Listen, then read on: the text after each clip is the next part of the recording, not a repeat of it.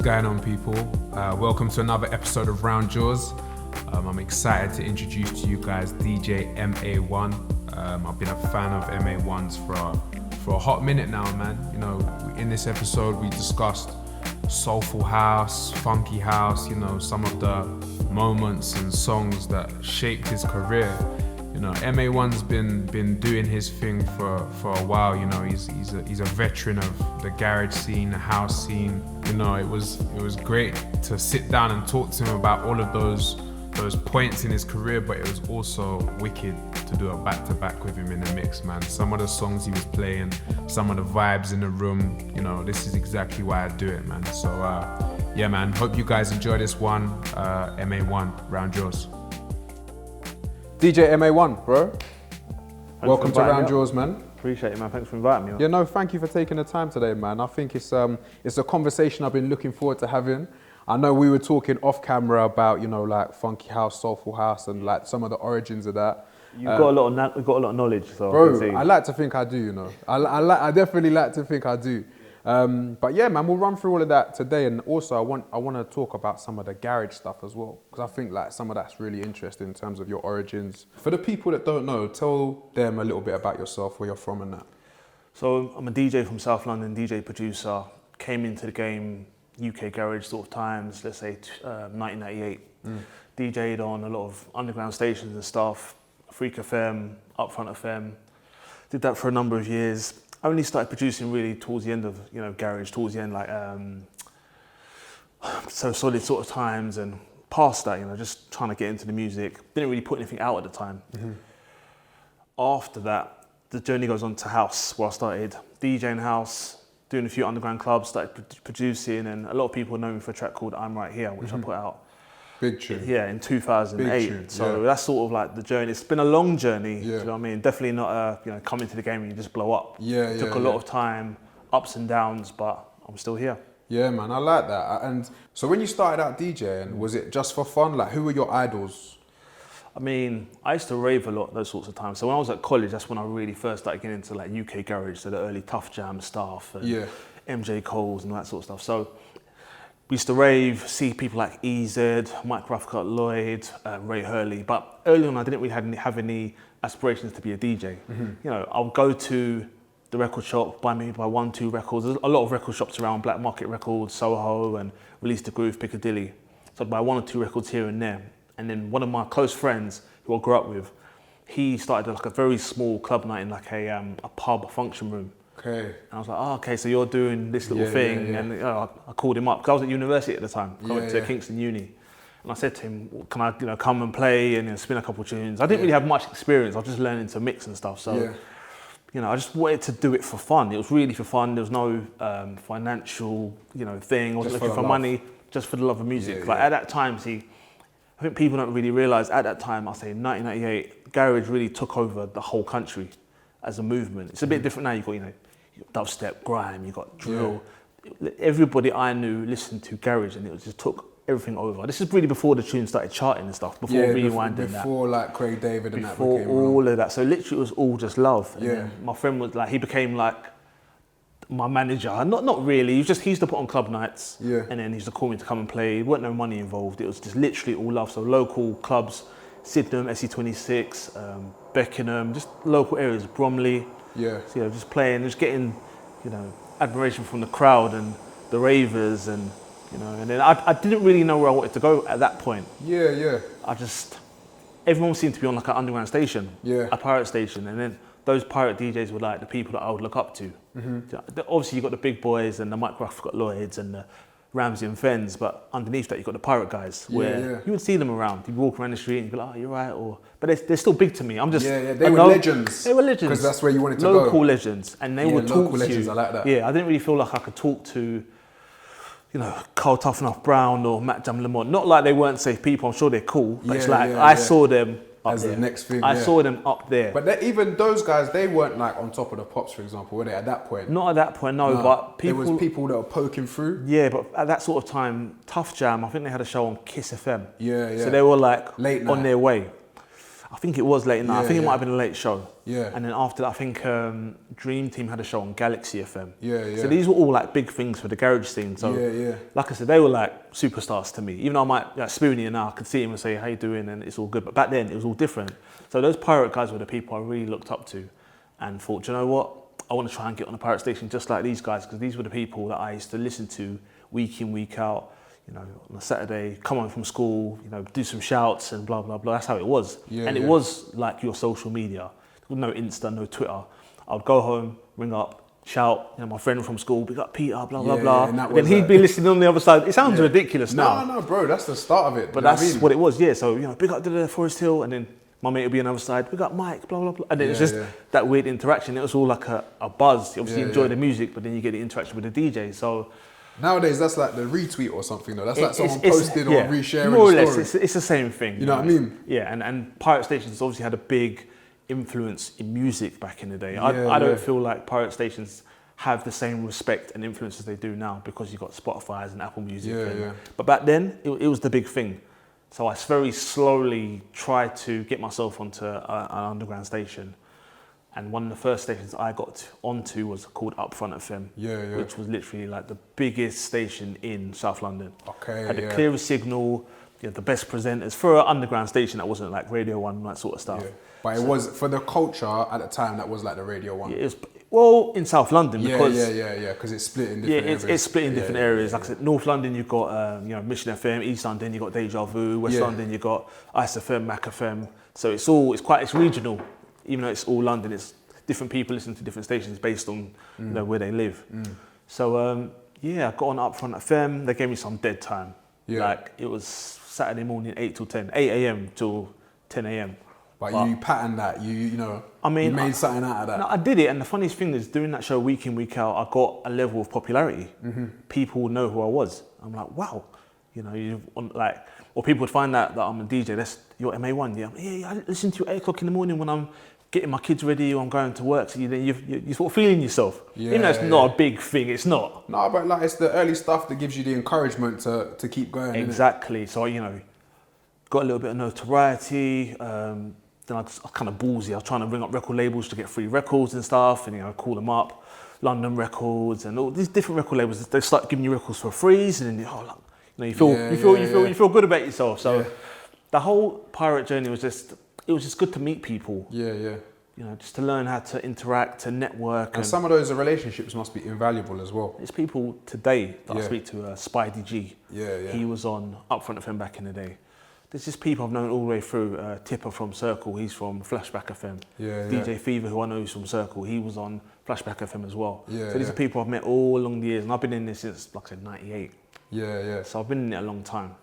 So yeah, from that, you know, you get an early show, and you end up doing like, I don't know, Tuesday 4 till 6 in the afternoon, and you get more notoriety, and yeah, man, that's popping them times, man. And that was that always garage you was playing at that time? That was always garage, always vinyls, Technics 1210s. There weren't no So CDJs when did you get your first Technics? Because you went a lot there. You went from the inception of when you started all the way to.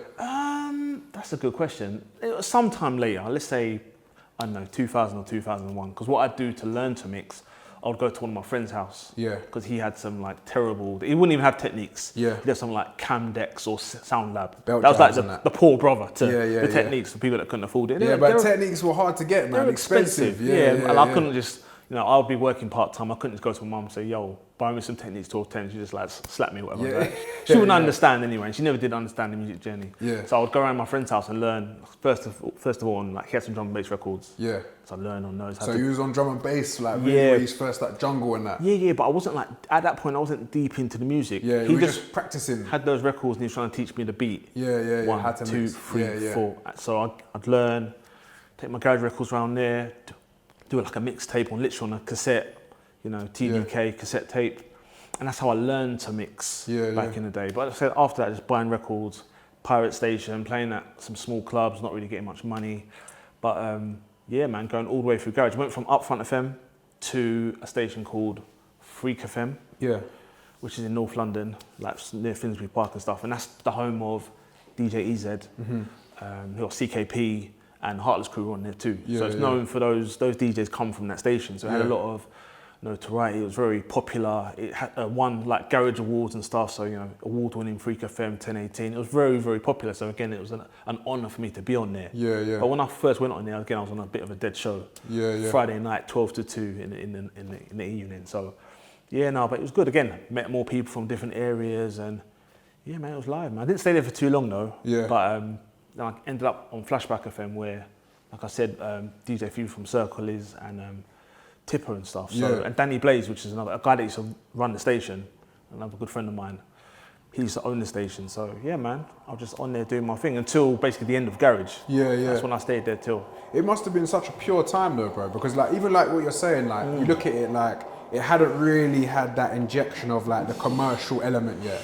Like people were going through, but it seemed to be, from what you're saying, like I think that was very much in the culture. You got like South London scene, North London scene, East London scene, and then there's probably middle grounds where you'd all connect, big dances, like probably like Coliseum or something like that, where everyone would connect. But what I love about that is that there must have been a real sort of purity to what everyone was doing. Yeah, it was good, man. Because I think like a lot of things get ruined when it's like, oh, I'm gonna do my thing to bust. Do you know what I mean? But I feel like towards the end, that's what it was. Yeah, because I sort of noticed that out of nowhere, people would come along, you wouldn't even know who they were, and then they just make a tune, and the next minute, they're in the charts. Or they make a tune, they get very popular on the underground, and all of a sudden they're on all of the flyers. Because that's when the major labels came in and started seeing like, oh, we can flip this and make how much from it. Yeah. And there was a lot of money because people would put stuff out independently on vinyl and sell 5,000 units, 10,000 units at £3 each. You know, that might be their profit.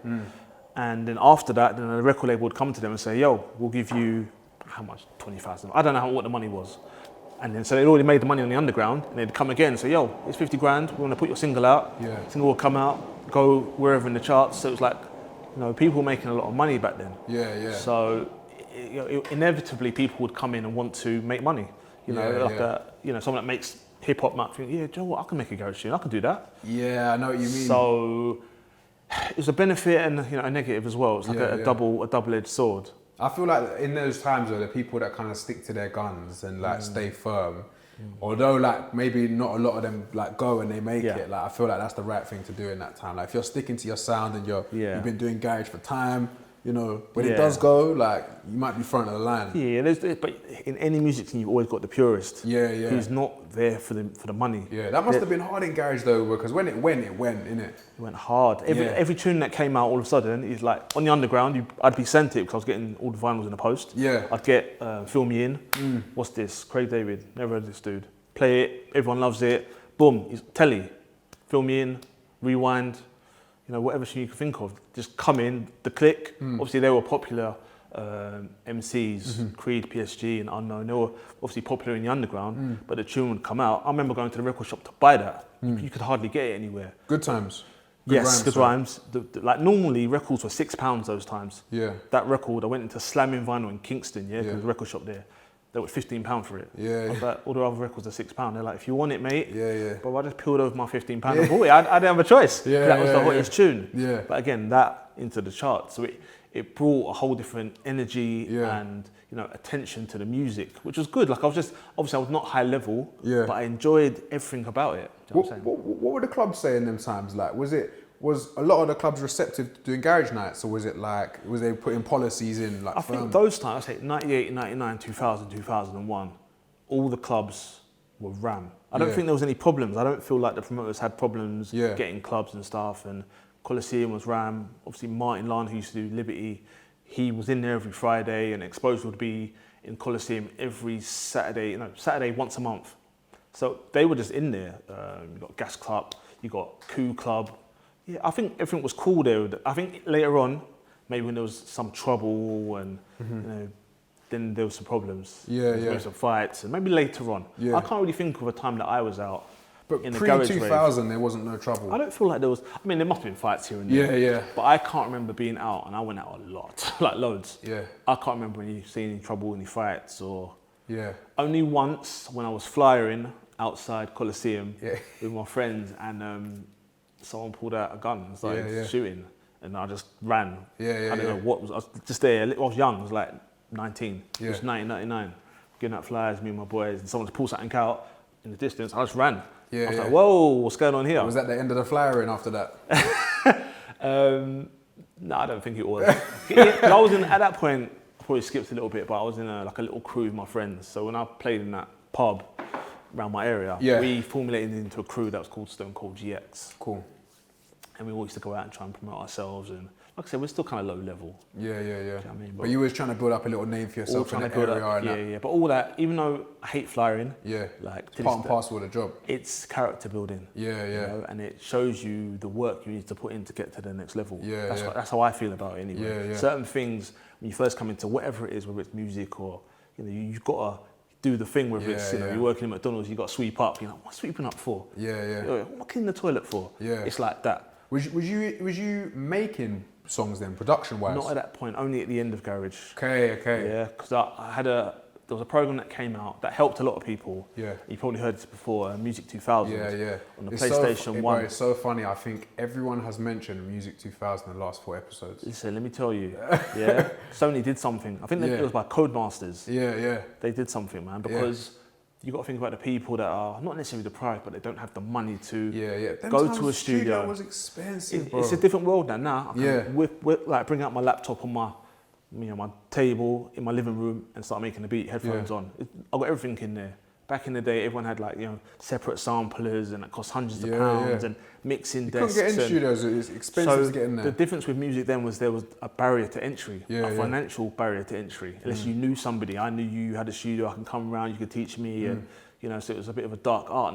I didn't know how to get in the game. Yeah. So the point that Music 2000 came out, I thought, I've always been interested in music from a young age, whether it be R&B, hip hop, Wu-Tang, SWV, Blackstreet, whatever, to Garage. So got the program, messed around, and that's where I learned, sequence, kick drum, snare. I didn't really know them. I'm not musical. I never came from a classically trained background at school. We did keyboard a little bit, one finger. That's it. So from that, I used to make a few personal dub plates to play on radio, like MA1 dub plates in Garage. And that's where I really learned what was going on. And then after that point, I had a friend called Mike, and he would let me come to his studio. He had a proper studio in his house, samplers and keyboards, and we'd mess around. But I wasn't really on the keys or anything. I'm sitting back like this, okay, that sounds good, mate. Yeah. I'm watching. But I'm watching and I'm learning, and I sort of want it. I really wanted to get involved and I really wanted to learn. Yeah. So I made a tune with him, but nothing really came of it. Do you know what I'm saying? So after that, I moved on to a program called Fruity Loops. Yeah. Probably an early version of it on my PC. So I'm learning again, making a couple of tunes. But it's quite a simple program. Well, it was back then anyway. I don't know. I know a lot of big producers do use it now, but it was simple back then. So I made a few garage tunes, and then I moved on to Reason 2.5. But at this point, this is when the house comes in. This is where I started DJing in the house and thinking to myself, I need to make a tune to go with the popularity I'm getting from DJing. Yeah. Do you know what I'm saying? Yeah, I see what you're saying. So when you started moving into the sort of DJing house and had taken an interest in house, there was the importance of flipping and having your own dubs, having your own songs. And that's a garage thing though, isn't it? Yeah, but that's the thing. Yeah. But I think what it is that I learned from garage, this is the thing, and this is again the experience and the years I've spent in that genre, is that a lot of the biggest DJs and the people that seem to do the best were producers, whether it be, everyone knows Wookie or MJ Cole or DJ Luck and MC Neat. Their tune plays on the radio today. Do you know what I'm saying? So I took notice and I was like, wow, if you want to be successful in this, I'm not saying it's the only way, but my mind thought, you got to make music. A DJ has to make music. And I think that's part of my motivation to learn production and all that sort of stuff. And that's why I did it. That's why I really got into production. So before that happened though, you kind of got fed up at garage, right? There was a point where you said, nah, I'm leaving it. So the point is, I've been doing the music for 4 years. So 98, being 19 years old. 98 I was 18. But I've been raving since 96. Yeah. So when the music changed, it was all nice and bumpy and ladies and that sort of vibe, hosts and all that sort of stuff. It ended up getting a little bit darker, which, it's just an evolution. I know some people weren't happy with it and I didn't really mind. So I remember the first Eskimo tune coming out, Champagne Dance and all these sort of, different sort of tunes, grime tunes. Yeah. I Love You by Dizzy Rascal. I bought all these records, but it's just something about it just wasn't me. I just thought, this ain't me. And at this point, I had just started working. Yeah, so about 23, just got a job, office type of job.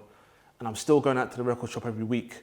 And this is for years. Every week going to the record shop, spending £70. And I'm not rich or nothing, you know, £70 is it's still money every week. Yeah, that's, you know, that's a lot. Because in the record shop, they try and finesse you anyway. They're like, Or they just come in. Well, I know them, but still, you get 10 records, listen to them. You say, I only want one, and they're like, nah, you got to take this one, mate. Yeah. And that's the difference with the record shop and obviously on Track Source and all the internet sites. There's no one telling you, no, I'll take this. In the record shop, they're like, nah, take that. So you're like, she's like, okay, let me spend another £6. So there's that little interaction there, but. Yeah, man, it's just, I don't know, it's just mad. It was just mad. Yeah. What was Do you know what? I was listening to that. I was thinking about a lot of different things as you were saying that, But you see, when it comes to the funky thing, I think that like, there was one thing that you said, I saw it on your platform, you said there was one point you went to a brethren's birthday, and it was like, when you felt and heard the music, you were like, it reignited something in you. Yeah, so let me come back to where I quit. Yeah. You lost where I was. So, so been doing garage for years. It just, the sound changed, and I just thought, this is not me.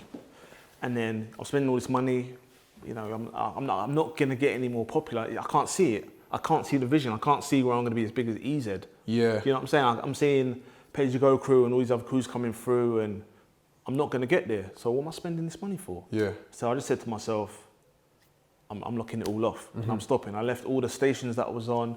I stopped buying records. But the one thing I did do, I continued to make music in my studio, at home. Yeah. I just kept it. It's just my own little enjoyment. Yeah. Habit thing. So no more music. I wasn't really raving. I was just in my yard. And then someone I know called DJ Fever, who I'd met from Flashback FM, invited me to his birthday party. Yeah. And I really and truly, I didn't want to go out. I had no urge to go back and listen to music and raves and stuff, but because he's cool and he's always been safe to me, I still chat to him now and again. Now, not often, but I still chat to him. And I thought it's the guy's birthday, so let me go and represent and let me go. Yeah.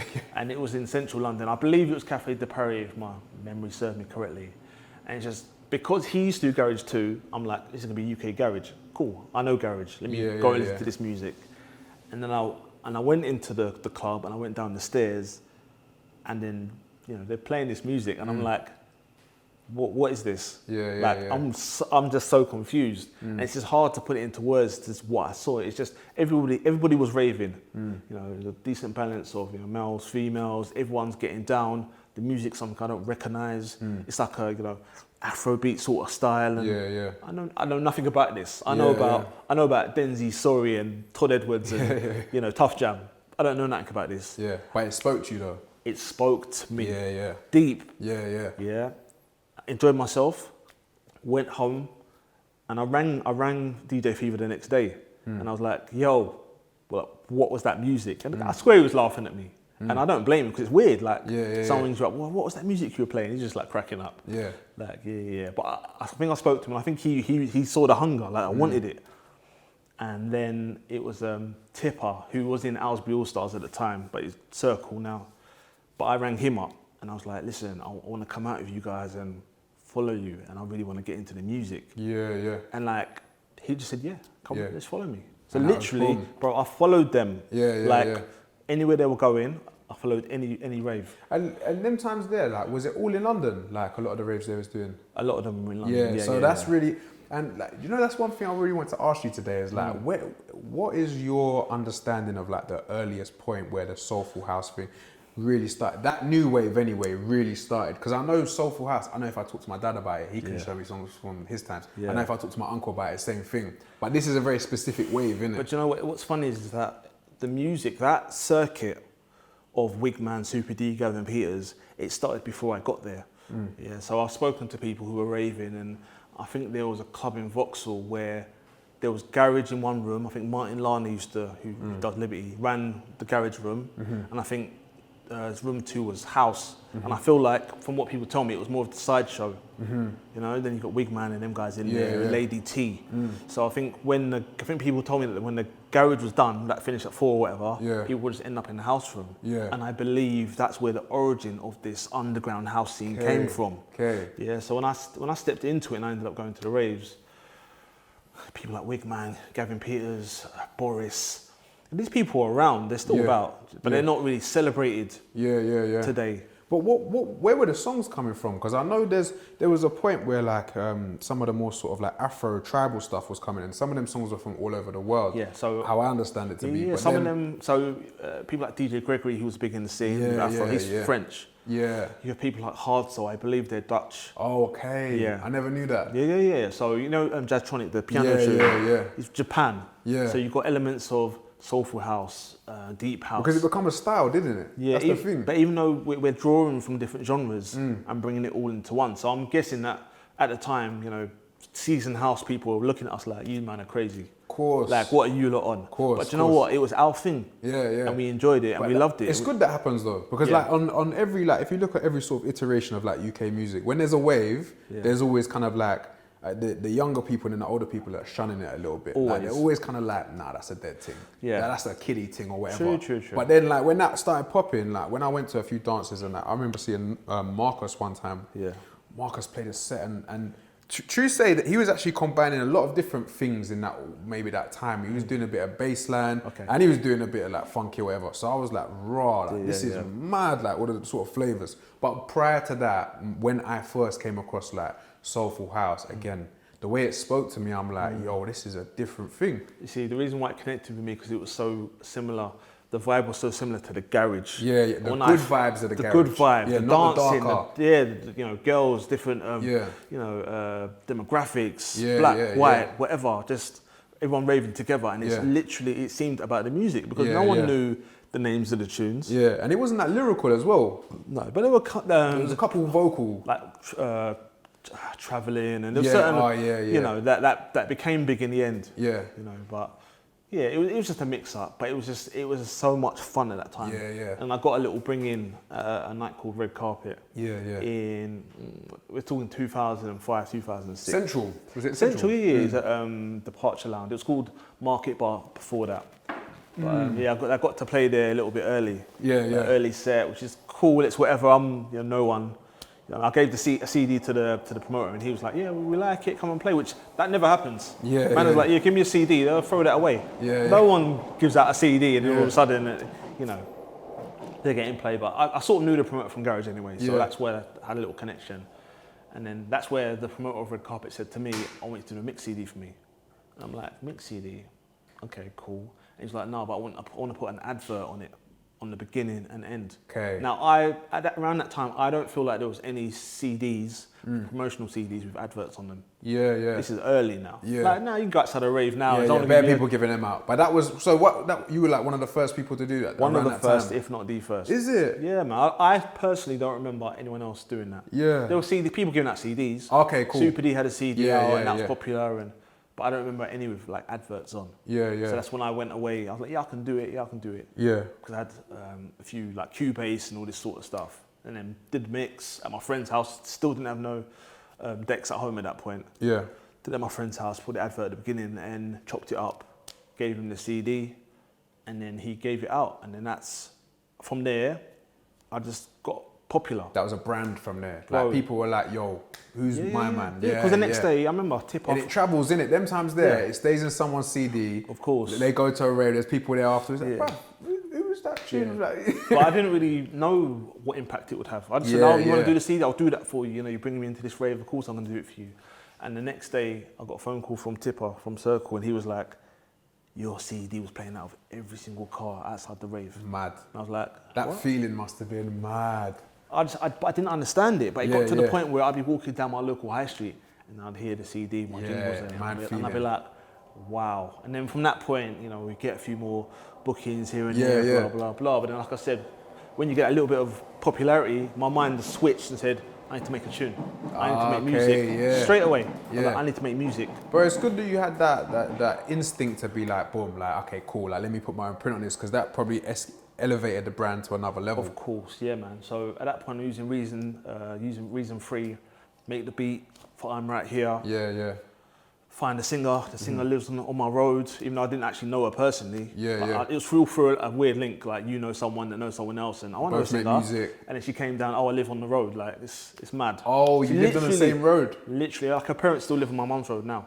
That's mad. So she came round with a friend. Yeah. She thought who's this dodgy guy in it. Like, I don't know. Like she didn't know me from Adam, innit? Yeah, She didn't know me from Adam. She came with a friend, and I thought, but whatever. Sat down, started vibing out to the beat. Yeah. Wrote a few bits and pieces. Sang into the mic that I'd recently bought from Turnkey or whatever studio shop it was. She laid it down. Then from that point, I thought I liked it. It sounds good. Blah blah blah. And I took it to a professional recording studio because I wasn't really confident with mixing and I'm still new to the game really. I'd never released anything like myself. So I went to somebody called Danny C. Yeah. Who's responsible He for recorded a lot of Roll Deep stuff, no? I don't know about Roll Deep. I don't know exactly who he's done, but he does He done went in Graham though, a yeah? lot of Graham stuff. Yeah. A lot of Graham stuff, man. Yeah. So he mixed it down for me. I sat in the room with him and paid him and stuff. And is that pirate radio connection again?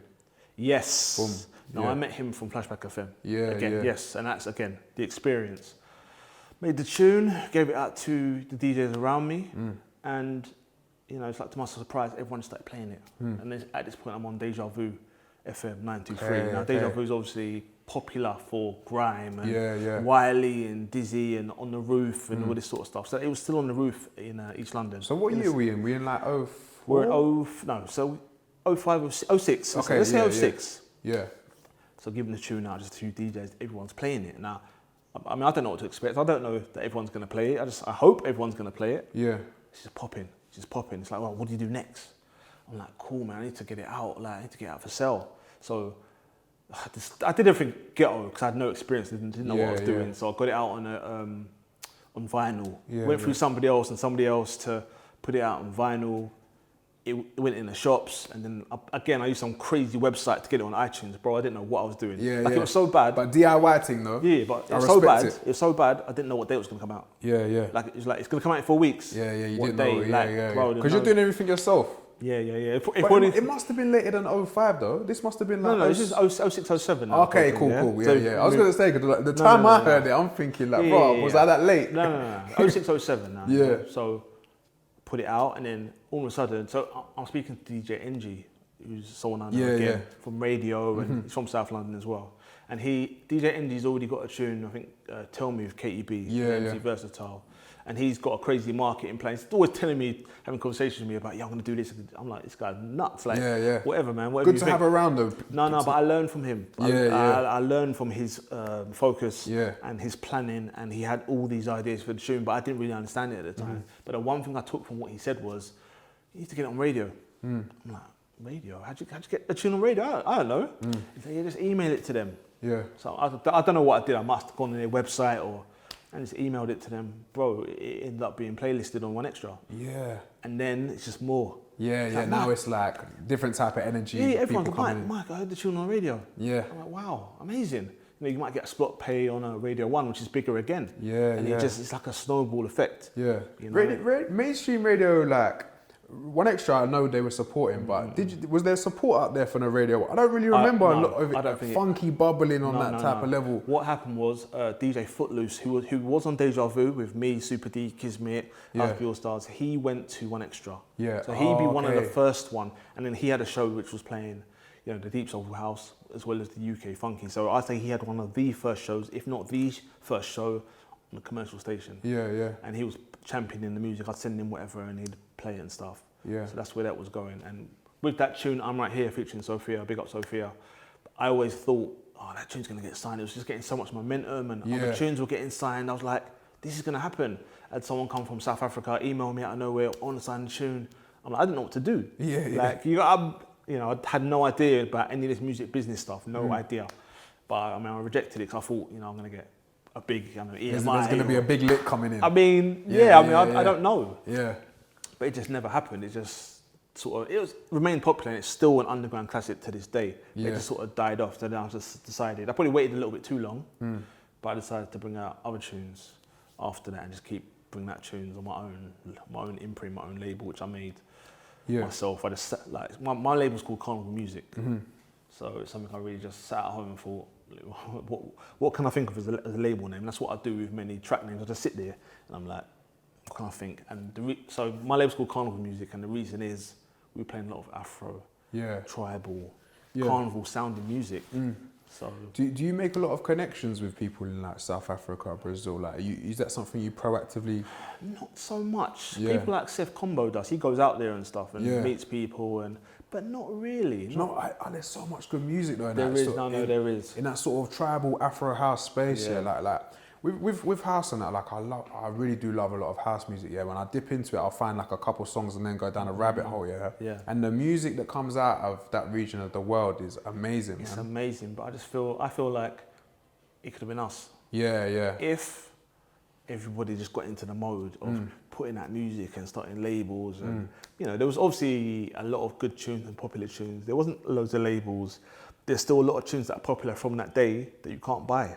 People were just sharing them. A DJ would bring up a next one. Oh, give me that tune. There's no infrastructure. There's no structure to the scene. It was all vibes. It was all just fun. We were all young. We didn't have that much guidance until really Genius from Rinse FM came to help us. I was actually about to say, like, not so much like entrepreneurialism, but like someone who kind of stepped out with more of a structure, like organized. And he's been here before. With Pay As You Go crew and Grime, and so I think he understands the music business and marketing and structures. You need those people though, man, because they add a framework into all the creativity. So I don't know if he gets mentioned enough. You know what I mean? He did a lot, man. He was a cool guy, man. I used to speak to him a lot, and he talked to me a lot about his vision for UK funky and where we could be potentially. And I was always gassed off it and just energized from what he was saying. And he would, just tell us different things. Don't send out low quality MP3s, and you've got to do things properly. And yeah, man. So I did listen to what he said. Yeah. But it's just in the end, it just sort of on our side of the scene where we were in the underground, it just sort of fell down for us, and people decided to return back to house. Yeah. Majority of people. Yeah. And I've said before that Marcus Nasty, Roscar, other people, they stayed with the funkins. Yeah. Stayed strong with it and did well. And that's where the music never died. A lot of people are like, it just died.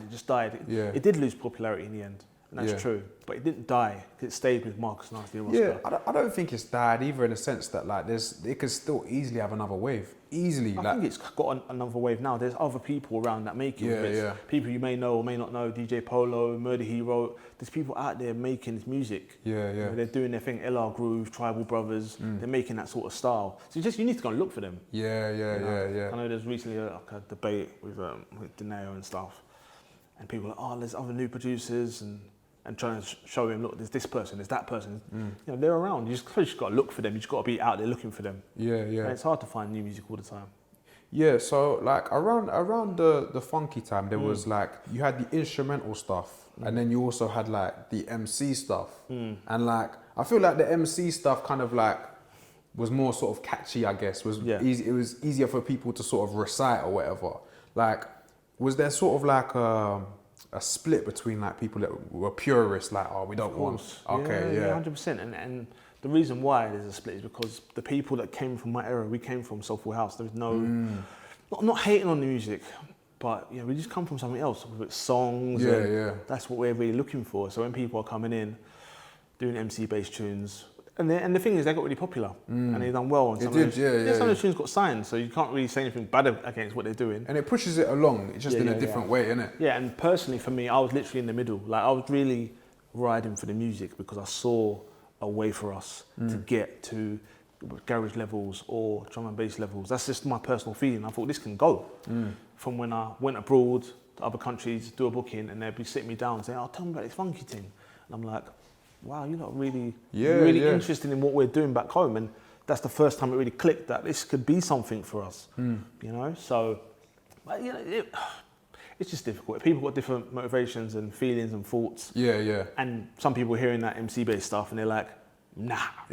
we're not on it. Yeah, So then yeah. it's just like, you know, fair enough. I mean, Yeah, I get yeah. it. You've got your musical taste. You swerve off. You go back to house. Yeah. And I'm here thinking, right, what am I going to do? Yeah, yeah, You know, and it was a bit of a difficult time for me, and I basically stopped making music. yeah, yeah. I was still DJing and stuff, but I just stopped because I was Yeah. confused myself. I was Yeah, like, yeah. wow. You didn't know how to sort of pivot. No. Yeah, I didn't know which way to go. Yeah, yeah. But then I ended up making High Definition, which Yeah, is like yeah. a sort of more of a houseier, Yeah, yeah. tech house kind of tune. Yeah, Which is, again, and you feel like that type of production in that type of space has been received well. Like you've made the transition without any sort of like resistance from people. what to make?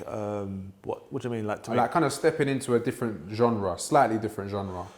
What with High Definition? You Yeah, mean? yeah, yeah. Oh no, that I mean, again, I didn't know where it would go or how it would be received, but somehow it's been one of my most popular tunes. There was no Yeah, resistance whatsoever. Yeah, It was a slow burner. Yeah. I wouldn't say I gave it to people and it's just like bang. Everyone was playing it, and it was never like that. It was, you know, give it to one guy and, you know, they play it and you just leave it, okay, whatever.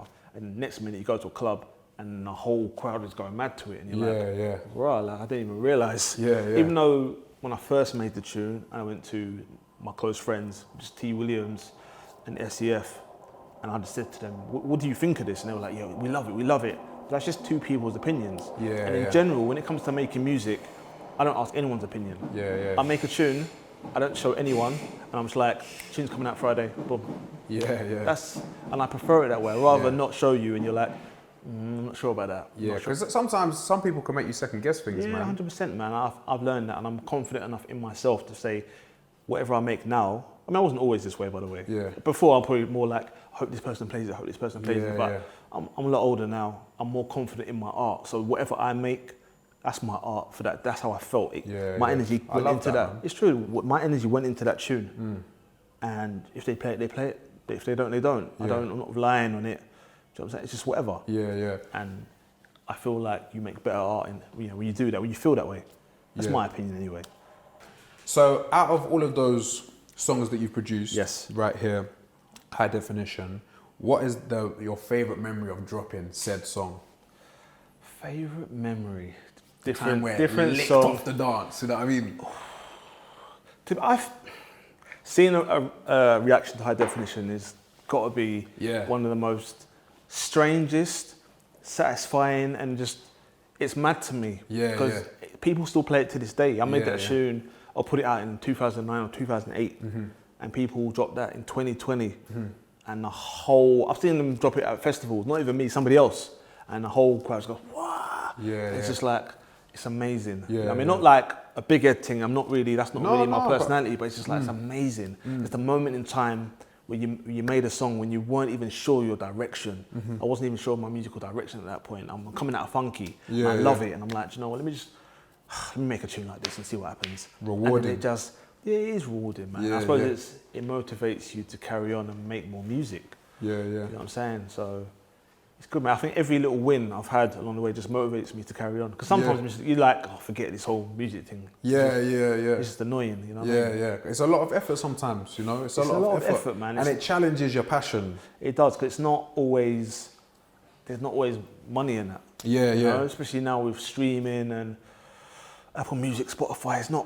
I don't put a tune out and then, look at my bank, sick, got 500 quid. More like, sick, I've got £4.72. You know what I mean? Like, that's the real of it. No, Like, no, if- but you got to protect your gratification. That's what I say. Yeah. Like for me, when I'm making music and when I put music out, I try and protect my gratification. What I mean by that is like when I'm making music, I try to, like you, like try to keep that sort of echo chamber as small as possible. Do you know what I'm saying? So it's not like loads of things, because the more things you pile on top of that, like it gets to a point it's not fun. You know what I mean? man. But it took me a long time, man, because you got to think, when I first come into house, for example, I'm trying to like, you know, get people to play my music. I'm trying to get in. You know what I'm saying? So I'm trying to, will this person play this? Will this work? Yeah. Where now I'm like the reverse. Now. Yeah, yeah. I literally make something. I'm like, yo, this is me. Yeah, Take yeah. it or leave it. Who, when you make music, who you inspired by? Different people, different times. Now, right now, I do listen to a lot of it's like South African style, African style music. I'm African by heritage anyway, but it's definitely, they make good music. So I listen to the style, but I'm never trying to copy what they do. I do feel like some people copy what they do. I'm not about that. Yeah. I'm about just listening, getting the vibes, energy, and boom, turn it off, turn on the computer, get my keyboard out, let's go, let's see what I can make. Yeah, you said you weren't classically trained, so you taught yourself, self-taught? Yeah. So playing piano is something I've always wanted to do from, you know, from when I started making music. Yeah. You know, but I just always thought I would need like lessons and all this, it would take such a long time. And about 2 years ago, I had a little spare time off, and my friend gave me a tutorial. It was like MP4 videos of, you know, piano lessons, like 5 minutes each. And he showed me that he taught himself. I didn't realize he's good on piano. He's like, oh, this is how I learned. I'm like, oh, okay, cool, give me that, I'll give it a shot. So I had a little crappy keyboard at home, and I was like little bits and pieces, like one hand. And then I get obsessive about certain things, whether it's the gym. Like right now, I'm going to the gym every day. It's open, I don't know, 2.5 weeks ago, I've been every day. I'm obsessive about certain things. This is something I wanted. So I practice every day, 5 minutes here, one hand, trying to do two hands, can't do it. And then, you know, a couple of weeks in, it just clicks. Wow, I can play with two hands. Not well, but you know, it's like my brain's... There's something that's happening there. And then you start thinking about just the marvel of the mind. The ability at, you know, 39 years old or 40 to learn something new. I'm like, and it just motivated me again. So I just learned, going on YouTube, finding songs that I like, learning how to play them. So I'm literally self-taught. I wouldn't say I'm like the best grade of piano player. No, man, but I can play some inside songs. that, you got, even the mistakes that you make gives you a styling. You know what I mean? It gives you a little, like, something that will set your production apart from other people. And also, it's just, playing piano is something that other producers never told me to do. Like now, when I meet anyone young, or younger than me that's producers, I'm like, learn an instrument, because you know what, it's going to make your tunes better, and you're like, now I just get a beat rolling, I can just get ideas going so much quicker. But why has no one ever told me to do that? You know what I mean? But these are all things that help your style, innit? Like when you're learning these things, and then those things become gems for your style, and then, you know, like along the way you might teach them to other people, but 100% when you sit there and you execute, all of that comes into part of your flow, innit? 100%, man. It's been good for me. So So that's the piano story anyway. Have you got some exclusives for the mix? Some 12-minute solos of you on the piano? Nah. I've got a tune coming out soon. It's got a little bit more piano on it. I haven't played it to anyone. I'm not going to play it in the mix. I've got to keep it. I thought we was going to get it. Maybe we might get it. It's on the stick, but it's just... we'll see. I'm just waiting, because I've got Lion King out at the moment, and My Village, and those are two tunes I made during lockdown, during COVID, and at the beginning of the whole lockdown thing, I didn't make any music. I was just locked down, didn't do nothing. You didn't think it was going to be as long? I wasn't sure, but you've got to remember at that time, everyone was taking it a lot more seriously. And you're like, well, if I give this, I might give it to mom, and you know, you don't know what's protecting. up. We was talking back then, in fact. I we forgot. We've also been trying to sort this out for quite a while. But I think I wasn't depressed, but it's just like, I just went into myself a little bit. I didn't really want to make music. I started eating enough cakes and that, like for real. Like I think that was my way of getting through it or something. Now I think about it. And then a couple of weeks in, I just sort of kicked myself into gear, and I was like, you know what? Let's open Logic. Let's get my keyboard out. Let's see what I've got. And then I made My Village. And I thought, it sounds alright. Let me just put it out. I didn't tell no one about it. I'm just like, tune's out on Friday. Like, I said it on Monday. Gave it to Super D. And I think he played it on one of his streams, because there was a lot of Instagram streams during that time, wasn't there? He did it on a DJ stream, and then, you know, he played it, and someone else was like, what's that tune? I'm like, oh, you have it. And the next person, what's that tune? And it just got popular. And I was like, wow, like I didn't, and again, a tune I just made, bit of fun just to get me back into the mode. Started blowing up. On the underground. So I thought, well, that's working. Let me go back and make something else. And then again, just listening to different music, a bit of broken beat, a bit of, you know, any of them, Black Coffee, or just listen to some music. And then, all right, let me make this tune now. Made it, a couple of chords. And I was chatting again, DJ Fever from Circle, I was chatting to him in the Instagram DMs, and he's like, I like My Village, the tune that you put out, but he's like, you need to make something a bit darker. I'm like, darker? I'm not that way inclined. I don't make hard tunes like that. And then I thought, cool, let me try a thing. You know, turn up the bass line, up it a little bit, gave it to a few man, and it's like, right now, the tune's so popular, Lion King. I don't even know how it happened. It's like, I didn't do any special marketing, I just gave it to certain people. They played it on their Instagram streams. Obviously there's no clubs at the moment, so people are really tuned into Instagram DJ streams, or they were anyway during lockdown. she's popping. Yeah. Like, no, it's unexpected, man. So you Yeah, never man. know. You never know. There's other tunes I made that I think are good. It's like no one really pays attention. Yeah. These ones here, no expectation. That's why it's got to be frequency. That's what I believe anyway. You just got to keep it going, man. But bro, I'm looking forward to getting to some of these songs into mix. I really appreciate you taking the time today, man. It's been a legendary interview, and it was good to learn so much about what you've contributed to the scene in your journey, man. Respect, bro. Yeah. Thank you. Blessings, my bro. Easy.